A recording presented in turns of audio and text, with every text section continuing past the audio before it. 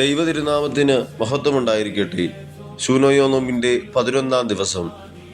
സ്വർഗം ദൈവത്തിന്റെ മഹത്വത്തിന്റെയും സാന്നിധ്യത്തിന്റെയും പ്രതീകമാണ്. എന്നാൽ മനുഷ്യ ചരിത്രത്തിൽ ദൈവ സാന്നിധ്യം ഏറ്റവും അത്ഭുതകരമായി അനുഭവപ്പെട്ട സ്ഥലങ്ങളിലൊന്നായി മറിയത്തിന്റെ ഉദരം മാറി. സ്വർഗത്തേക്കാൾ മഹത്വമുള്ള ദൈവപുത്രൻ മനുഷ്യനായി വസിക്കാൻ തിരഞ്ഞെടുത്തത് അവളുടെ ഉദരത്തെയാണ്. ദൈവമാതാവിന്റെ മഹത്വം അവളിൽ തന്നെയല്ല, അവളിലൂടെ ലോകത്തിലേക്ക് വന്ന ക്രിസ്തുവിലാണ്. അവൾ തന്റെ ജീവിതത്തെ ദൈവത്തിന് സമർപ്പിച്ചതുകൊണ്ടാണ് ദൈവ സാന്നിധ്യത്തിന്റെ വാസസ്ഥലമായി അത് മാറിയത്. അതുകൊണ്ട് തന്നെ സഭാ പാരമ്പര്യം അവളെ രണ്ടാം സ്വർഗമെന്നാണ് വിശേഷിപ്പിക്കുന്നത്. ദൈവം വസിക്കേണ്ടത് നമ്മുടെയൊക്കെ ഹൃദയങ്ങളിലാണ്.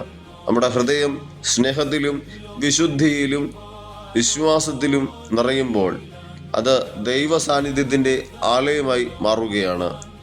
പരിശുദ്ധ അമ്മ പഠിപ്പിക്കുന്നത് ദൈവത്തിന് ഹൃദയം തുറന്നു കൊടുക്കുന്ന ജീവിതം ഭൂമിയിൽ തന്നെ സ്വർഗത്തിന്റെ അനുഭവമായി മാറുന്നുവെന്നാണ്. നമ്മുടെ ഹൃദയത്തിൽ നിന്ന് അഹങ്കാരവും പാപവും നീക്കി ദൈവ സാന്നിധ്യത്തിന് ഇടം ഒരുക്കാൻ തയ്യാറാകണം.